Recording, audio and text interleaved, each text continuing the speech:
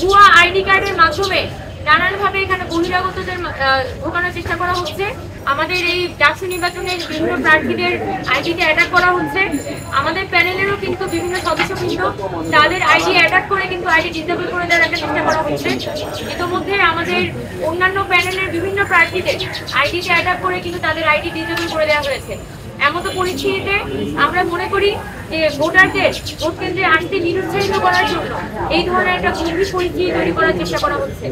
আমরা বিশ্ববিদ্যালয় প্রশাসন এবং নির্বাচন কমিশনের কাছে একান্ত অনুরোধ জানাই যে আপনারা প্রার্থীদের সকল প্রার্থী যারা আছেন তাদের আইডি নিরাপত্তা বা আইডি নিরাপত্তার জন্য দ্রুত তাদেরকে হচ্ছে একটা আইডি সহায়তা প্রদান করুন, যাতে যে কোনো প্রার্থী তারা নির্বিঘ্নে তাদের অনলাইন আইডির মাধ্যমে প্রচারণা বা তাদের শেষ মুহূর্তের কথাগুলো বলতে পারে। এবং জীবন অবাক না করলে কে করবে? 28% মিল্ক ফ্যাটের অবাক করার সাথে ফ্রেশ মিল্ক পাউডার। জীবন অবাক করুক প্রতিদিন। আগামীকালকে সারাদিন কোনো প্রকার বিশৃঙ্খলতা ছাড়া যাতে একটি লেভেল প্লেইং ফিল্ডের মাধ্যমে আমরা সকলে নির্বাচনে সমানভাবে প্রতিদ্বন্দ্বিতা করতে পারি। তাই আমরাই বারবার বলবো যে আমাদের নির্বাচন কমিশন এবং আমাদের যে বিশ্ববিদ্যালয় প্রশাসন আছে তারা আমাদের প্রার্থীদের জন্য একটি আইটি সহায়তার দ্রুততম সময়ের মধ্যে ব্যবস্থা করুন।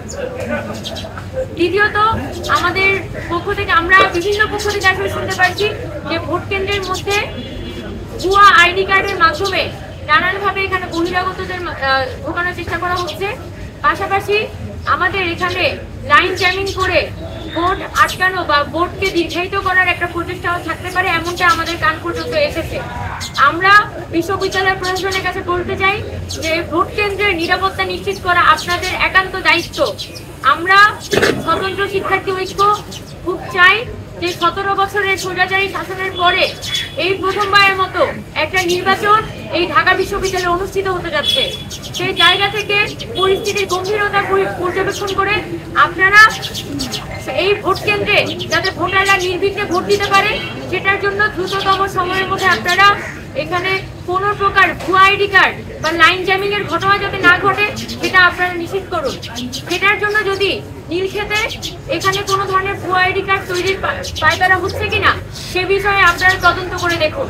পাশাপাশি আগামীকালকে আমাদের ভোটাররা যখন কেন্দ্রের মধ্যে থাকবেন সেই কেন্দ্রে ভোটারদের আইডি কার্ড কোনো সন্দেহভাজন ব্যক্তি তাদের আইডি কার্ড পরীক্ষার জন্য ভ্রাম্যমাণ আইডি কার্ড চেকার রাখতে হবে। সেই আইডি কার্ড চেকাররা এই ভোট কেন্দ্রর তদারকি করে কোনো সন্দেহভাজন ব্যক্তি থাকলে তাদের আইডি কার্ড চেক করে ঢাকা বিশ্ববিদ্যালয়ের শিক্ষার্থী কিনা সেটা তারা পরীক্ষা করে দেখবেন। আমরা মনে করি তাহলে আমরা ঢাকা বিশ্ববিদ্যালয়ে কোনো প্রকার ভুয়া বা ফেক আইডির মাধ্যমে বহিরাগত প্রবেশকে আমরা আটকাতে পারবো। দ্বিতীয়ত, সর্বশেষ আমরা যেটা বলতে চাই যে আমরা সবাই জানি যে অত্যন্ত গরম পড়ছে। আমরা যারা প্রার্থীরা একদিন ধরে প্রচারণা করছি প্রায় সকলেই কিন্তু অসুস্থ হয়ে গেছেন, গলা ভেঙে গেছে এবং সকলের উপরেই কিন্তু একটা প্রচন্ড রকমের চাপ তৈরি হয়েছে।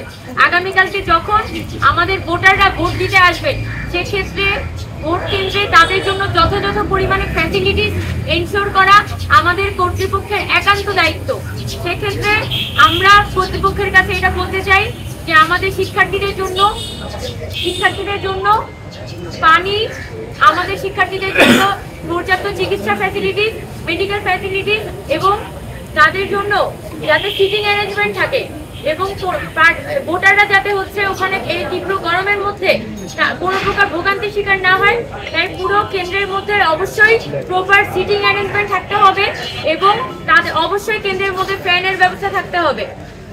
পাশাপাশি আমাদের ভোটাররা অনেকেই আসবেন সকাল থেকে রাত পর্যন্ত থাকবেন, সেক্ষেত্রে তাদের জন্য যথাযথ পরিমাণে স্যালাইন এবং হচ্ছে যে শুকনো খাবার এগুলোর ব্যবস্থা থাকতে হবে, নার্সের ব্যবস্থা থাকতে হবে।